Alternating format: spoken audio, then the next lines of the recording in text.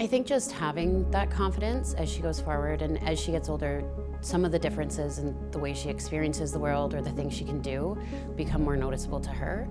So knowing that she can skate or do whatever with her friends has been really positive. I love watching these kiddos approach something that's scary, something that's difficult, that the majority of people, sighted people, can't do or won't do, and then like conquer a challenge, like going down a little ramp or whatever.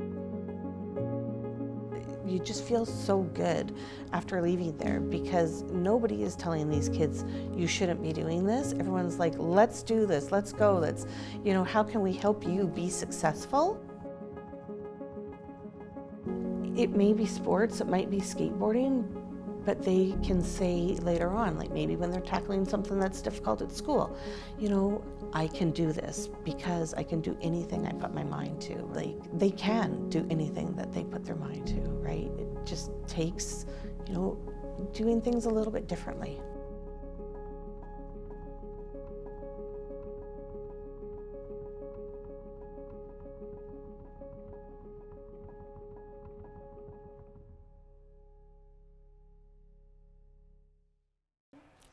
One of the things that we do to help make the park accessible, it's really within these temporary adaptations that we use. One of the biggest things that we find is a lot of people, myself included, don't have any depth perception with a lot of the features, right? It all kind of blends into one. So what we do with the colored tape is we place a piece of white tape on flat ground and then a bright color. We typically go for pink on a transition, whether that be up or down. And then those bright colors, they stand out from the rest of the environment around you, right? And that allows you to be able to see where your transition is, right? So then that allows you to prepare yourself much more within your stance and what you need to do to be ready to go down or go up that ramp. We also identify stairs, rails, boxes by those markings as well, as long as they stand out from the white and the pink. That's our biggest thing. So that's to mark obstacles or hazards. Myself here in the compound, there's a rail that I almost always run into because I never see that. So if I put a box around it, then I kind of know where that rail is and I'm able to avoid it. We also use yellow for guidelines that will follow throughout the park, kind of similar to that hazard indication, right? But the difference with the guidelines is that it will guide you through the park where you know that you're not going to run into anything dangerous. So it's actually taking you through a proper line, a proper flow of the park that is going to keep you safe while still skating effectively. We then also use different markings, tactile markings as well. This is still very new to us. We're still really working with the idea of it and trying to find something. But we've found that you're able to get a string of wire and cut it up, and then those little smaller chunks of wire, you're able to place under that colored tape.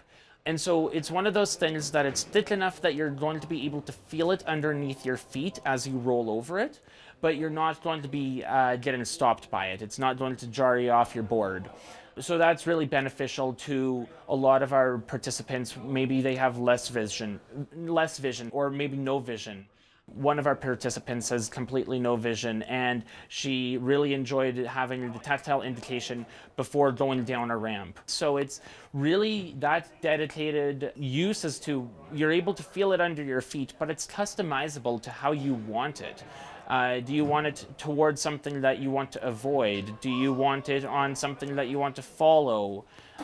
Do you want to create a tactile guideline that's going to lead you through a safe flow of the park? Really customizable in how you want to do it, but that's the biggest thing, is that you can feel it underneath your feet.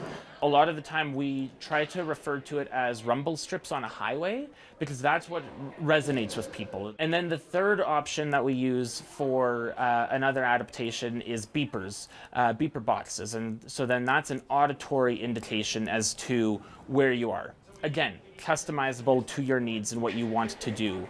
You're able to place it towards something that you want to avoid, and the closer you get to that sound, the more you don't want to be there. So those are kind of the different adaptations that we use. The color within the transition and the obstacles, that's more so the biggest piece that I guess is standard in what we use. The others are more so just customizable to your specific needs and how you need to do it. And that's the beauty of this, because it works, but it's temporary. It's being able to be put down in your specific needs.